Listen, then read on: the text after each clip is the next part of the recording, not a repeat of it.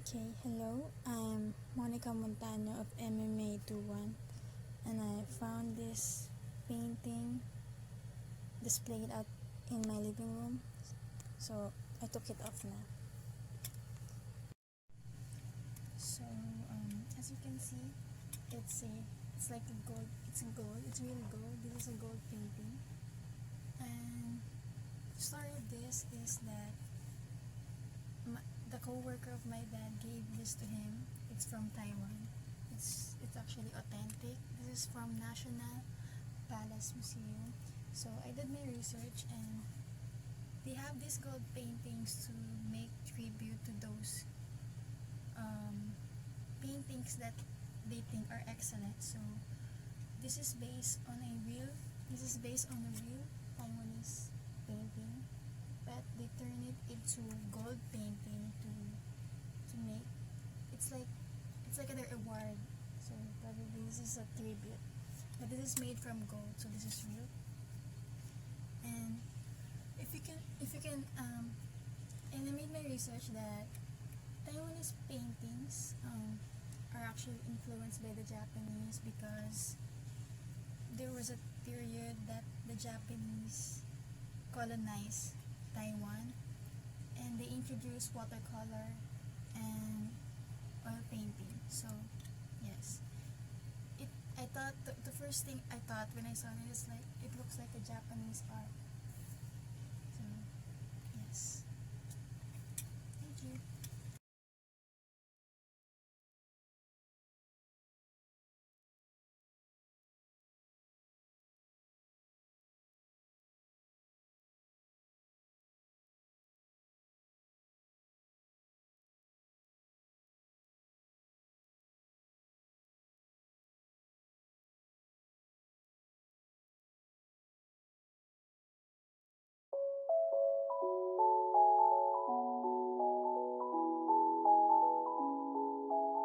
Hi, I'm Monica Albert T. Montaño from MMA 21, but for short you can call me Mon. And in this video, I want to show the process of my coffee painting. Well, you might be wondering, what is coffee painting? Well, as the name suggests, it's a painting which uses coffee as the medium. So instead of watercolor, acrylic, or oil, you're using a coffee drink, the one you buy from Starbucks, the one you make at home. And for this activity, we were actually tasked to repaint, to redo an old painting. Can be any painting that exists, but in our own version, we have to make it in a coffee painting. So basically, we're making a coffee version of a painting we chose um, to to make our to repaint. So here is the video, or the time lapse of my process. So for the first steps, obviously I prepared the coffee and mix it with water. I just got some coffee here from my kitchen, put it in some cup, and then mix it with hot water. And then for my watercolor paper, I put some masking tape on each border, on each side, so I can make my own border. So it looks clean. And take note, this is the most important thing to remember. It's important that you know how much water you need per stroke. Since you're only using coffee, which is brown, you can only achieve one hue or one color. But you can apply different shades. So if there's more water, it gives more lighter color or lighter shade. And if you use less water, it gives off a darker color or a darker shade. This can be helpful if you want to distinguish which part of the painting needs the darker or lighter color, which is like the shading or the lighting. And that's how you can give details to your coffee painting.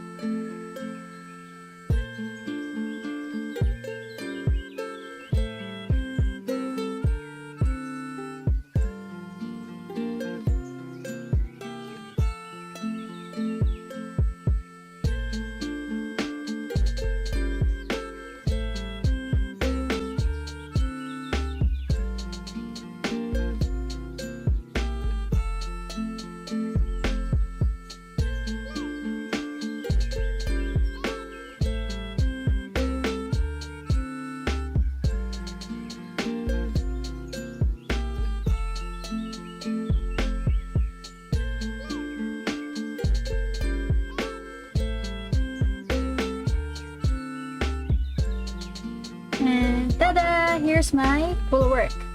I didn't exactly copy all the details, but at least I've managed to capture the main subject of the painting, which is a woman holding a yellow umbrella. But well, I think it's very kind of challenging to do this painting, but it's kind of refreshing to do this activity, and I suggest you also try it if you have some time. I mean, what's the harm? You only need a brush and some coffee. Anyways, that is all, and thank you for watching. Bye!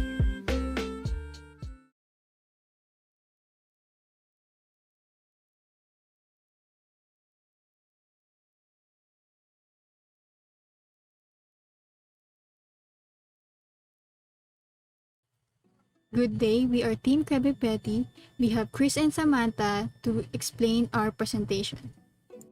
Thank you, Monica Montaño, for that wonderful introduction. Good day. My name is Christian Ricaron. I will be discussing the 18th and 19th century with Samantha Gail Gakusan, at your service, and you will be with us as we course through the art and sophistication of the 18th and 19th century. The 18th century, in two words, is both an elaboration and a simplification of the Baroque style. It's simply giving an impression of elegance. And there was a shift in the audience, from the declining aristocracy to the rising bourgeoisie. And this accelerated the final phase of the aristocratic Baroque style, which was seen in the Rococo. Rococo style. It is light, it is pastel colored, and its style is distinguished by grace, humor, and intimacy. During the reign of Louis XIV, France shifts away from classicism and grand manner of the last 50 years towards this new style. Here we see Jean-Francois de Troyes' Declaration of Love, where we can see pastels, grace, and intimacy, as the gentleman kneels and presents the lady a corsage. Here, Jean-Henri Fragonard's The Swing, an intimate and humorous art where two lovers conspired for the man to see under her skirt. It was those kinds of painting that the Enlightenment philosophers condemned it almost instantly. They demanded a new type of art, one that demonstrated noble human behavior. The Age of Enlightenment and its new ideals condemned Rococo as immoral, indecent, and indulgent, which paved way for the Age of Enlightenment and its works. A philosophical movement in 17th and 18th century Europe, aka the Age of Reason, emphasized rationalism. Many believed in shedding the light of science and reason on the world, and in order to question traditional ideas and ways of doing things. The 18th century was an age of intellectual enlightenment. In the past, the church placed value on tradition and outdated belief systems, and so these caused the church's demise. Signs were offered as fascinating shows to the public. Neoclassicism coincided with the Enlightenment and continued to early 19th century. The primary neoclassicist belief was that art should express the ideal virtues in life and could improve the viewer by imparting a moralizing message. Neoclassical art arose in opposition to the overly decorative and gaudy styles of Rococo and Baroque. Neoclassical architecture was based on the principles of simplicity, symmetry, and the mathematics, which were seen as virtues of the arts in ancient Greece and Rome. David painted an homage to his great friend, the martyred publisher Jean Marais, during the Reign of Terror in 1793. By then, the violence of the revolution dramatically increased until the beheadings at the Place de la Concorde became a constant. Romanticism. Romanticism embraced the struggles for freedom and equality and the promotion of justice. Romanticists provided the visual imagery that further spurred national identity and pride.